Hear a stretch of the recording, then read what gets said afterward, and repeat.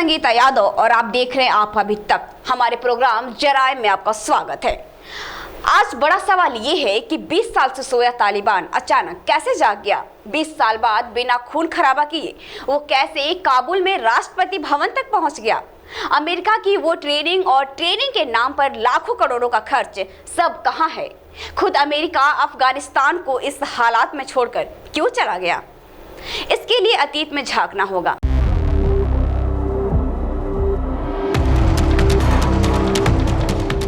आपको बता दें, अफगानिस्तान की पहाड़ी और पथरीली जमीन की तपिश ने एक बार फिर पूरी दुनिया को सुलझा दिया है। अफगानिस्तान की करीब 4.25 करोड़ की आबादी के सामने 2021 में 2098 की तस्वीर एक बार फिर जिंदा हो गई, क्योंकि 23 साल बाद तालिबान फिर लौट आया है। पूरे 20 साल तक अमेरिका ने खुद को अफगानिस्तान में झोंक दिया। 20 सालों में लगभग 61 लाख करोड़ रुपए फूंक डाले। 20 सालों में 3.5 लाख अफगानी फौजी तैयार करने के दावे किए गए, लेकिन 20 सालों में ये दावे तालिबान ने महज 10 दिनों में ही तबाह कर दिए। फिर तालिबान के 70,000 लड़ाके 3.5 लाख अफगानी फौजियों पर भारी पड़ गए। इसके साथ 1998 की कहानी तालिबान ने वहां फिर से दोहरा दी और तालिबान लौट आया। तो आइए जान लेते हैं कि इस कहानी की शुरुआत कैसे हुई।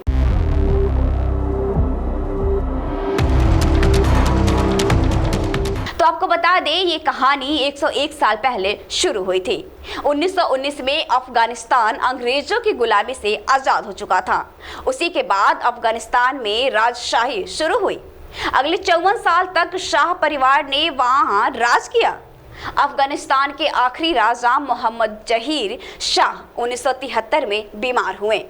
इलाज के लिए उन्हें इटली जाना पड़ा, लेकिन उनके इटली जाते ही उनके सेनापति दाऊद खान ने तख्ता पलट कर दिया और खुद को अफगानिस्तान का प्रधानमंत्री घोषित कर दिया।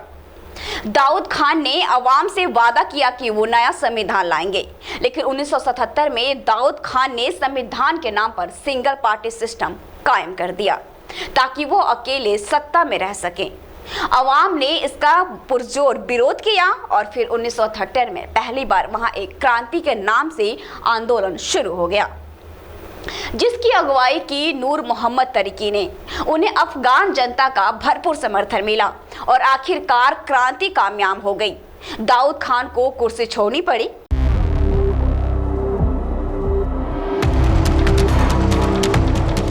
अफगानिस्तान की सत्ता नूर मोहम्मद तरीकी के हाथों में थी। वो अफगानिस्तान के पहले राष्ट्रपति बने। नूर मोहम्मद तरीकी के यूएसएसआर के बेहद करीब माने जाते थे।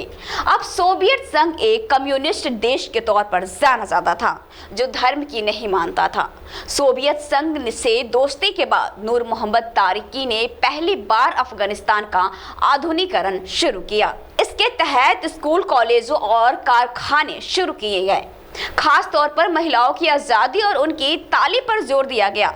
इतना ही नहीं, सामाजिक सरोकारों के चलते तारीकी सरकार ने अमीरों की जमीनें गरीबों में बांटनी शुरू कर दी। लेकिन नूर मोहम्मद तरीकी की आधुनिकीकरण की कोशिश और महिलाओं की आजादी वहां के कई कबीलों को रास नहीं आई। उन्हें ये सब इस्लाम के खिलाफ लगा और यहीं से मजहब के नाम पर नूर मोहम्मद तरीकी का विरोध शुरू हो गया। तो आइए आगे बढ़ते हैं और आपकी इस कहानी में आगे का पन्ना बताते हैं। ये वो दौर था जब सोवियत संघ और अमेरिका के बीच कोल्ड वॉर चल रही थी। नूर मोहम्मद तरीकी का इस्तेमाल कर सोवियत संघ अफगानिस्तान में अपनी पैठ बना रहा था, तो वहीं उसी वक्त अमेरिका ईरान में आधुनिकीकरण के नाम पर अपनी पहुंच बढ़ा रहा था। अफगानिस्तान में सोवियत संघ के बढ़ते दबदबे को देखते हुए अमेरिका ने भी अफगानिस्तान में अपनी ताकत आजमाने का फैसला किया।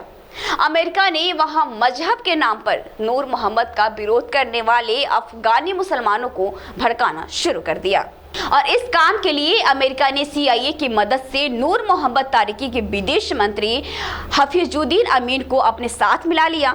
अमीन की मदद से अमेरिका ने नूर मोहम्मद तरीकी की सरकार को मुस्लिम विरोधी साबित करना शुरू कर दिया। विरोध को हवा देने के लिए अमेरिकी ने हफीजुद्दीन अमीन को आगे कर दिया और अफगान लोगों को मुजाहिदीन बनाने की ट्रेनिंग भी शुरू कर दी। इस काम के लिए अमेरिका ने पाकिस्तान की भी मदद ली। आपको बता दें, मुजाहिदीन की ट्रेनिंग पाकिस्तान में होने लगी, हथियारों के लिए पैसे भी दिए जाने लगे। मजहब के नाम पर ही तारीकी सरकार को गिराने के लिए अमेरिका ने सऊदी अरब को भी अपने साथ मिला लिया। इसी के बाद सऊदी अरब से बहुत सारे लोग सोवियत संघ और तारीकी सरकार से लड़ने के लिए अफगानिस्तान पहुंच गए। इन्हीं लोगों में से एक था ओसामा बिन लादेन। उधर अफगानिस्तान में अलग अलग काबिलों के अलावा बड़ी तादाद में तालिब यानी छात्रों को भी सोवियत संघ और तारीकी सरकार के खिलाफ भड़काया जा रहा था। बहुत से छात्र संगठन इस मुहिम से जुड़ने लगे थे। इन्हीं में से एक तालिब यानी छात्र इस विरोध आंदोलन में सबसे आगे था। आंदोलन और विरोध को बढ़ता देख नूर मोहम्मद तारिकी को सोवियत संघ जाना पड़ा। सोवियत संघ के नेताओं ने तारिकी को सुझाव दिया कि वे फिलहाल आधुनिकीकरण की मुहिम को रोक दे। सोवियत संघ ने तारिकी को यह भी बताया कि उनका विदेश मंत्री अमीन CIA के लिए काम कर रहा है, उसे भी हटा दे। पर अमीन को उसके हटाए जाने की खबर CIA ने पहले ही दे दी थी। लिहाजा जैसे ही नूर मोहम्मद तारिकी और उनका परिवार वापस अफगानिस्तान लौटा, तभी हफीजुद्दीन अमीन ने तारिकी और उनके पूरे परिवार का खात्मा कर दिया और इसके बाद उसने अफगानिस्तान की सत्ता अपने हाथ में ले ली। नूर मोहम्मद तारिकी की मौत ने गुस्साए सोवियत संघ ने 25 दिसंबर 1989 को अपनी थल सेना के साथ अफगानिस्तान पर हमला बोल दिया। रूसी सेना ने काबुल में घुसकर हफीजुद्दीन अमीन को मार डाला। अफगान पर रूसी हमले के बाद अमेरिका को भी मौका मिल गया। अमेरिका ने मुजाहिदीनों को हवा दी और उन्हीं रूसी सेना के खिलाफ लड़ने के लिए उकसाया। इस काम के लिए अमेरिका ने मुजाहिदीनों को तमाम हथियार, पैसे और यहाँ तक कि वीजा भी दे दिया। रूस ने अफगानिस्तान पर हमला तो कर दिया, लेकिन पहाड़ियों और पथरीली जमीन की वजह से उन्हें परेशानी होने लगी। उनके लिए वहां टिकना आसान नहीं था। एयरफोर्स भी वहां उनकी मदद नहीं कर सकी। इसके बाद रूसी सेना लंबी लड़ाई के बाद वापस लौट गई।